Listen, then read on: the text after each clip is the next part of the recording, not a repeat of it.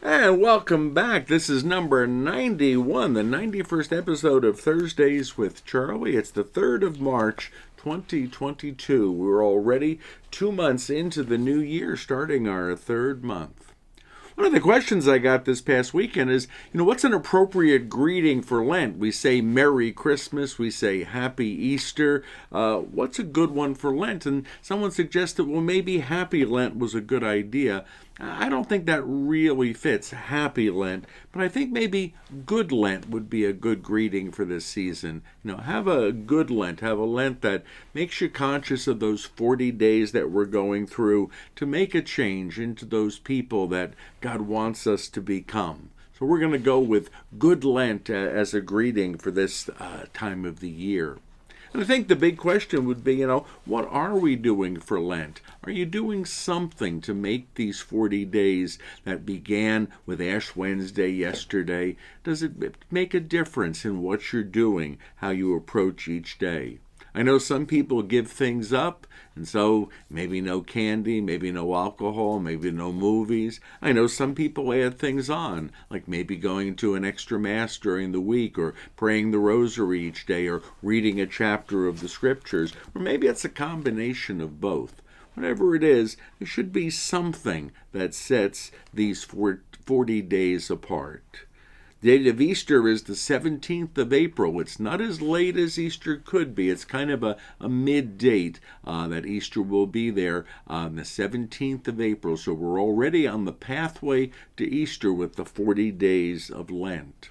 Some of you who might have come from the Northeast, maybe as snowbirds, or maybe have had some time there, might remember that there was a time, back in, I think it was in the 1980s, when the mayor of New York City was a man by the name of Ed Koch.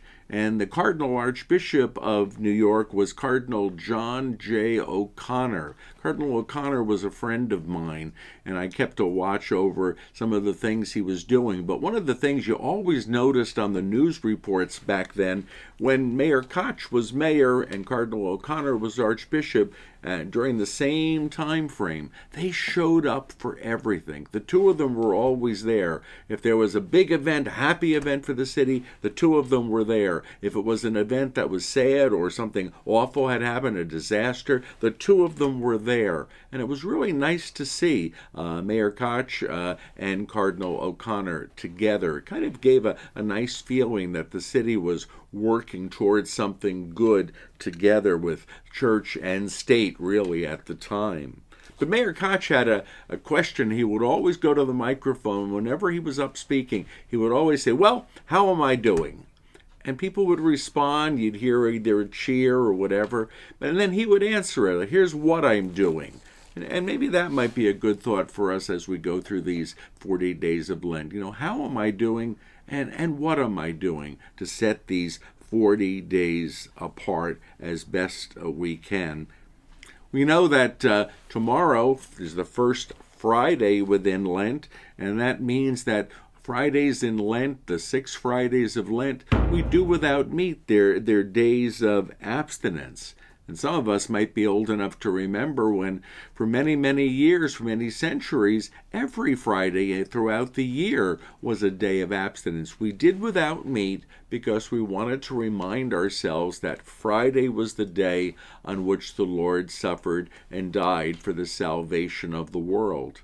I know that's changed and we only do it for these 6 Fridays plus Ash Wednesday, but a lot of people still remember those days of the Friday abstinence. And so I started to make a list of what I could remember from my childhood, what my family served on Fridays throughout the year. Remember, we were observing every Friday as a day of abstinence. Sometimes I guess you had to be a little bit creative to get through those Friday meals without meat back in the 50s and the 60s, especially what I would remember from my childhood.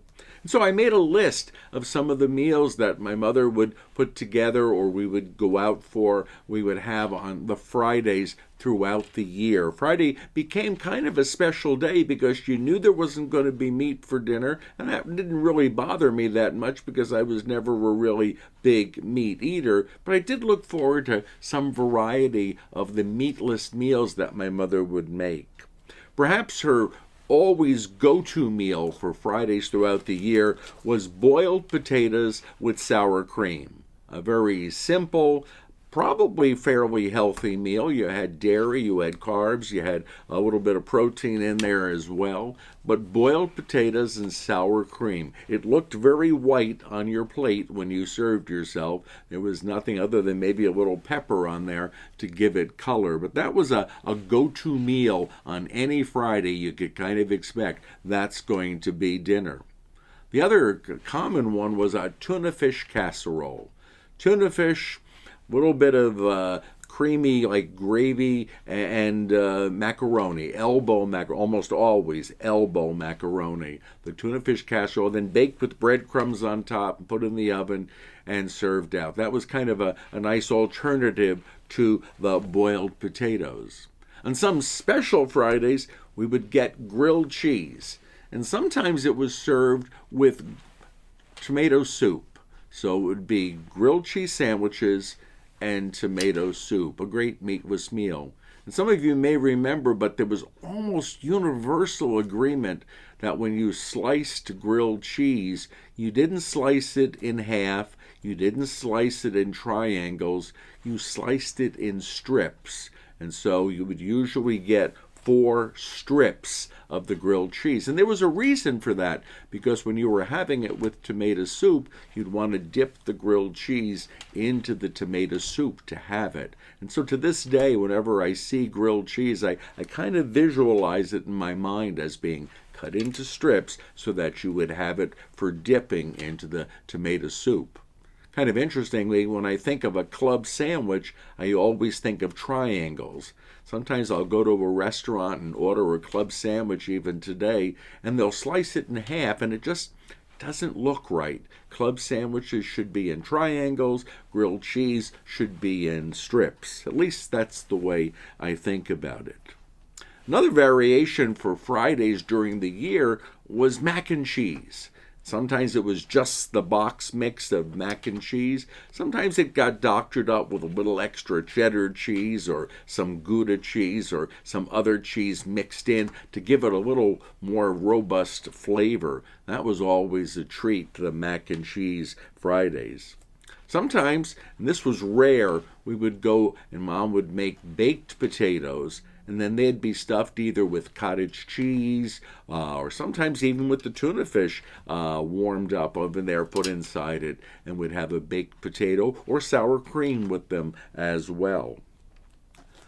Fish sticks was another popular thing. I think I grew up and maybe never had a regular piece of fish for most of my childhood. As far as I was concerned, fish came in little sticks that were about 3 inches long, were always breaded, and were served on a plate in front of you. Just cut them with a fork, and that was your fish dinner, fish sticks.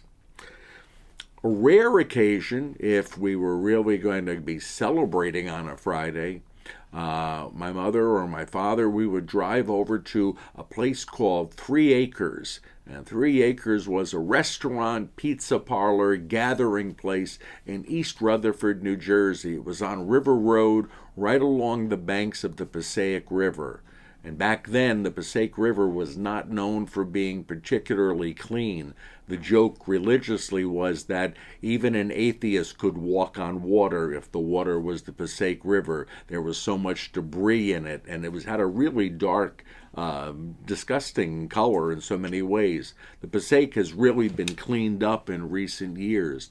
But 3 Acres was there, and it was always a great place for pizza or just going out to sit with friends. I know as I got into my teenage years, that would be a place where we would go and we would want to be seen and to be looking around, checking out our friends and classmates being there at 3 Acres.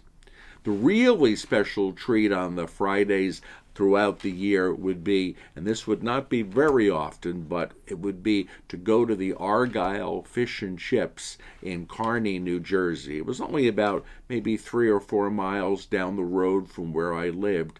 And the Argyle had been in business for decades of years, and it was the best fish and chips I have ever had in my life. And I think many people in the area agreed with it. People would say that back in the olden days you could get fish and chips there for less than $1. And during my time there, fish and chips was in the $10 to $12 range to get an order of fish and chips. It was a huge order. It was not all you can eat. You got a portion of it. But the portion included several large, really large pieces of fish. And it was almost as if they were double breaded. They had a really crispy crust on them.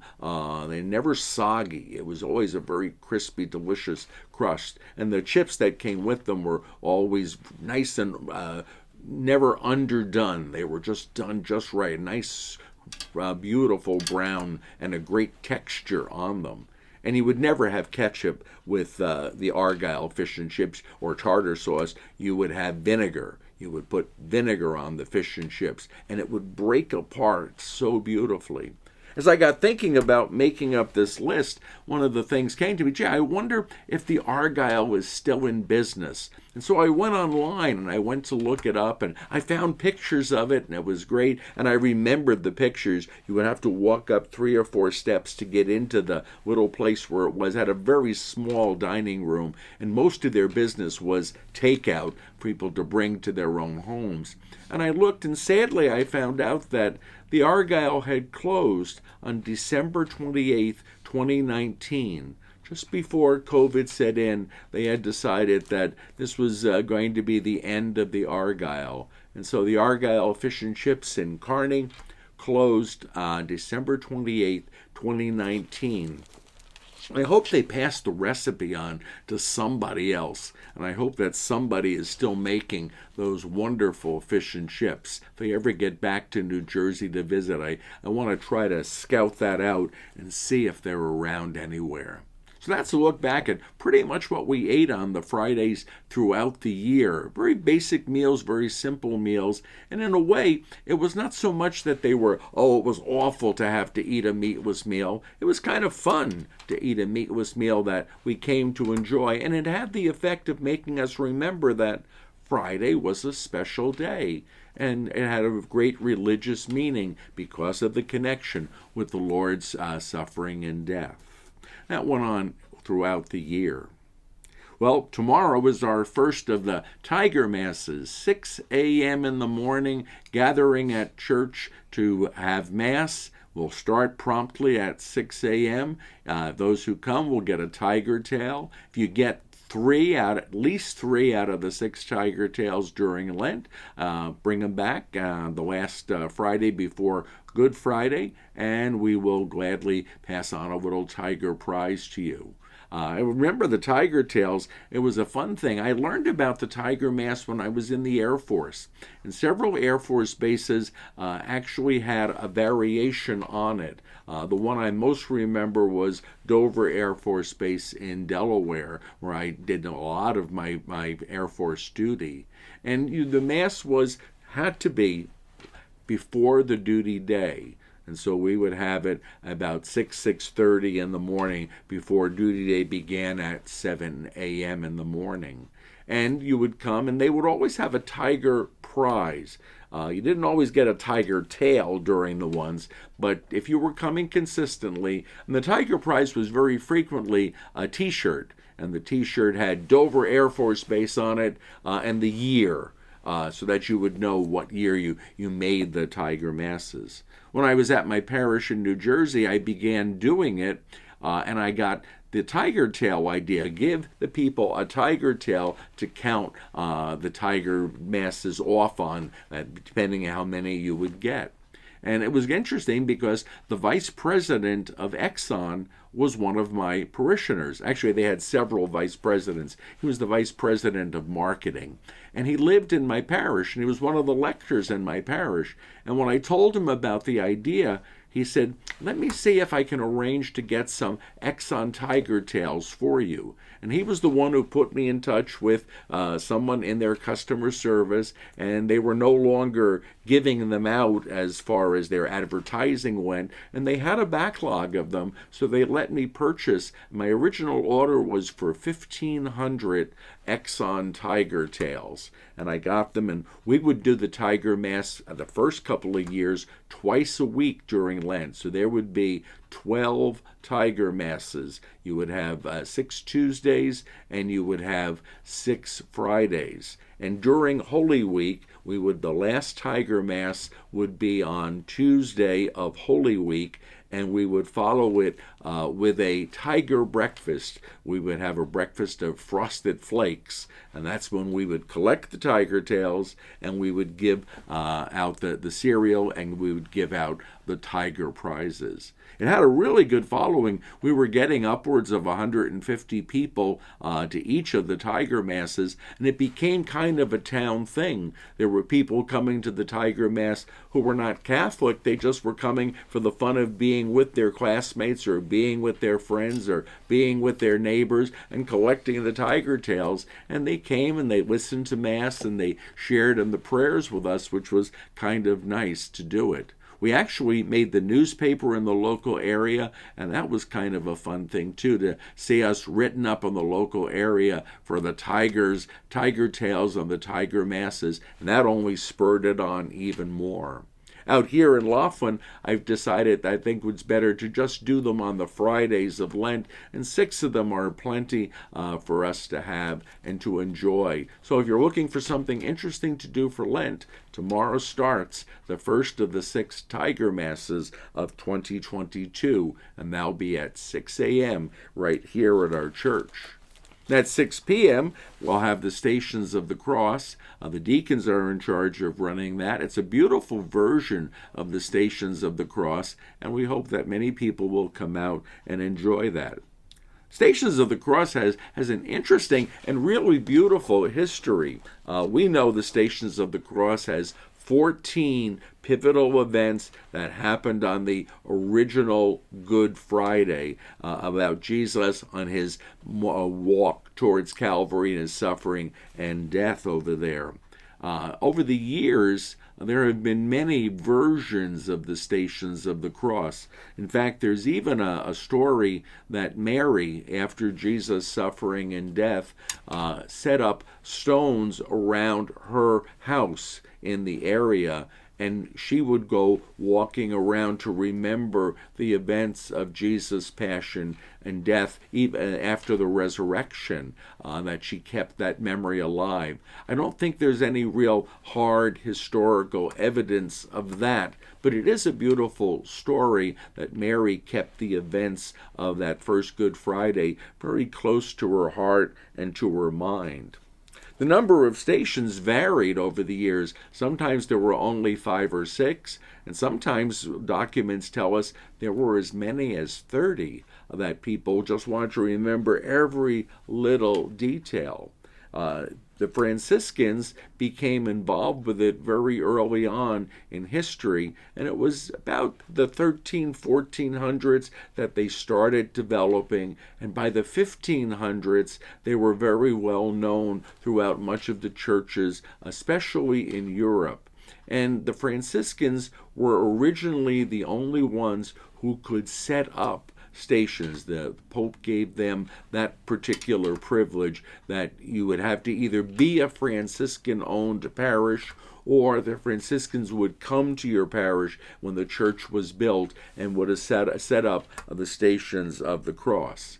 We still have a remnant of that. Most of the shrines, the original shrines in the Holy Land in Israel, are under the direction of the Franciscans. It's called the Custody of the Holy Land. And every Good Friday, every Catholic church throughout the world takes up a collection, and it's sent to the Franciscans specifically to support the upkeep of these places, the real places where Jesus suffered and died and experienced the events of that first Good Friday.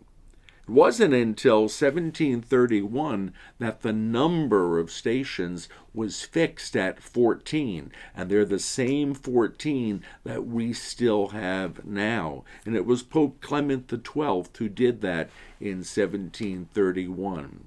It's an interesting thing, and I know it sounds foolish, but when I was a grade school kid and I was thinking about the popes and maybe discerning a little bit about becoming a priest, I often thought, I said, if I ever become pope, the name that I would take would be Clement. I would be Pope Clement. So I looked up the number of popes who had taken the name Clement, and it was taken 14 times. And so the last Pope Clement was Pope Clement XIV, and he was at the end of the 1700s. And so I would have been Pope Clement XV. And so I don't think there's any chance of that happening now, but as a kid I would speculate that if I ever had to pick a name for me as Pope, it would be Clement, and it would have been Clement XV. Well, the 14 stations that have been in effect since 1731, and they have not varied, are set up in churches. Sometimes they're very elaborate. The cathedral in Cologne, Germany, has life-size grottos of the 14 stations. That's how big the cathedral is, and you would walk from one to the other and actually see the scene set up over there.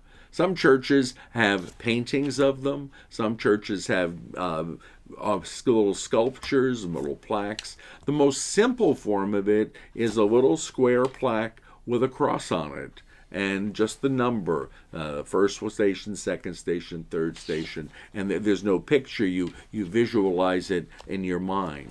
It is customary, if you're saying the stations by yourself, that you would walk around from one to another, and you start at one side of the church, go around the church to the back, and you end up on the other side of the church for them. But the 14 stations are pivotal events in that first Good Friday. And the first station, wherever we are, this is common throughout Catholicism, throughout the world, is Jesus is condemned to death. That would have happened on the steps outside of where Pilate was. Pontius Pilate was the one who issued that condemnation. Take him away, and the crowd yelled, "Crucify him," and he let them take Jesus and crucify him. So the first station, Jesus is condemned to death. The second station, Jesus is made to carry his cross. Probably it was not carrying the full cross, it was probably carrying the cross beam, the piece that would have gone across the main beam of the cross, and Jesus' arms would have been attached to that when they got to the place of execution. So Jesus carried probably that cross piece, even though visually when we visualize it and we see it in art, it's usually showing carrying the whole cross. But more likely the main beam would have already been set up on Calvary, and Jesus would have carried what's called the cross beam. The third station, Jesus falls for the first time. So weakened by the beatings he endured, by all the events that had happened since Holy Thursday evening, that first Thursday evening after the Last Supper, Jesus falls. And there are 3 falls. The third station is the first of them. The number 3 in the Bible almost always signifies complete, total. And so when Jesus falls 3 times, he totally collapsed. He totally gave of his life. And that's the significance of the 3 falls. The fourth station, Jesus meets his mother Mary along the way. This is depicted beautifully in art, usually with the 2 of them spotting one another, Mary in the crowd off to the side. She was there. She stayed with Jesus all along that way to Calvary and was even present at the foot of the cross when Jesus was put to death. The fifth station, Simon of Cyrene helps Jesus to carry the cross. It was probably not a willing help. The Roman soldiers saw that Jesus was in danger of collapsing. He had already fallen once, and they grabbed a passerby who happened to be Simon from Cyrene, who was visiting in Jerusalem. And the story goes that he was pressed into service and he carried the cross for the remainder of the walk to Calvary in place of Jesus, because he was forced to do so by the Roman soldiers. Sixth station, Veronica wipes the face of Jesus. There's a legend that a woman whose name was Veronica had a veil, and she felt so sorry for Jesus that she took the veil off her head and she wiped the face of Jesus with it, and Jesus' face was imprinted on that veil. There actually are several places that claim they have a piece or portion of Veronica's veil, or they had it at some point in history. It's interesting that the name Veronica is taken from two Latin words, vero and icon, which mean true image. It's kind of interesting that the person who had an image of Christ imprinted on her veil would be named True Image. Maybe just a good fortune of history that it worked out that way, or maybe it tells us that that piece was inserted in there. Maybe there was not really a woman named Veronica, but I like to think that there was, and that the name Veronica remains so very significant today, the true image, the visualizing of Christ. The seventh station, Jesus falls the second time on his way to totally giving of himself, totally collapsing. There's the second fall. The eighth station, Jesus meets the women of Jerusalem, and they weep. Not only did he meet his mother earlier on in the stations, but the other women who were followers of him, who believed in his message, who believed that he was doing something very special in their communities. They gathered and they saw what was happening to him, and they gathered and they were weeping over what seemed to be the end of this mission. In the ninth station, Jesus falls the third time, complete exhaustion, one of the reasons why Simon of Cyrene was helping him carry the cross. In the 10th station, Jesus is stripped of his garments. It says in the Gospels that the Roman soldiers cast lots. They gambled to get Jesus' garments, and they didn't want to tear his tunic to pieces. They wanted to take it whole and somebody win it, if you will, to have. The 11th station, Jesus is nailed to the cross. Very likely his arms were nailed to the cross beams, and that was raised up and put into a slit, like a V-shaped groove on the cross piece, and then hung there, and then his feet were nailed to the bottom portion of the cross. The 12th station, Jesus dies on the cross, probably the most solemn of all of the stations of the cross. When you get to the 12th station, you realize what Jesus had given his whole life, his suffering for the salvation of the world. The 13th station, Jesus is taken down from the cross. The visual depiction of that, he is laid in the arms of his mother. Mary was able to cradle the body of Jesus taken down from the cross. That very poignant moment was captured by Michelangelo in the very well-known sculpture that's in the Vatican, the Pietà, Mary holding the lifeless body of Jesus. In the 14th station, Jesus' body is placed in the tomb called the sepulchre. He was placed in the tomb after his death. Now, those are the 14 approved stations of the cross, been the same since 1731, Pope Clement XII, who approved that. Some places add a station on now. It's sort of an unofficial station, the 15th of the resurrection, because people claim that, well, we shouldn't believe that it all ended in the tomb, in the sepulcher. It didn't. It really ended on Easter Sunday when Jesus rose from the dead. So many places portray the resurrection as the last or the 15th station.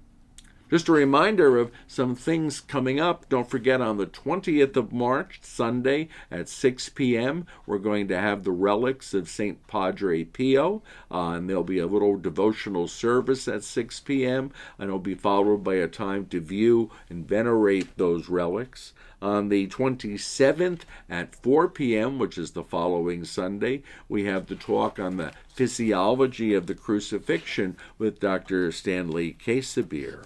Look forward to that for Lent. This next thing has nothing to do with Lent, but it is an interesting thing.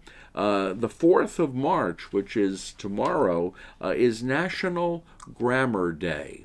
And I think it's interesting that we have this beautiful day dedicated to grammar in the English language. I always felt that spelling was important. If you write a word, you should spell it correctly. In fact, when I was teaching, if someone submitted a paper with an answer that was misspelled, they lost credits on the spelling because it's not right. It's not the right word.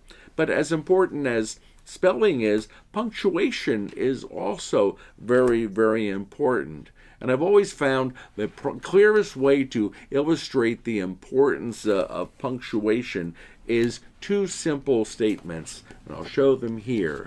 The first is, let's eat, Grandma, with a comma after eat, and the second, let's eat, Grandma, with no comma. Let's eat, Grandma, with the comma in it means let's go out, let's eat with our grandma. The other one without the comma, let's eat Grandma, implies a form of cannibalism. Let's eat Grandma. So I like to think that comma is sometimes a matter of life or death. With that thought, we'll let Pascal come down and join us. He brings us one of the names by which the Stations of the Cross were originally known. They were not called Stations of the Cross until later in their history, but they were the Via Dolorosa, the way of sorrows, or the sorrowful way that Jesus walked. So the Via Dolorosa was one of the original names for what we call the Stations of the Cross. God bless you, and have a good Lent. A good Lent is a good greeting for us this season.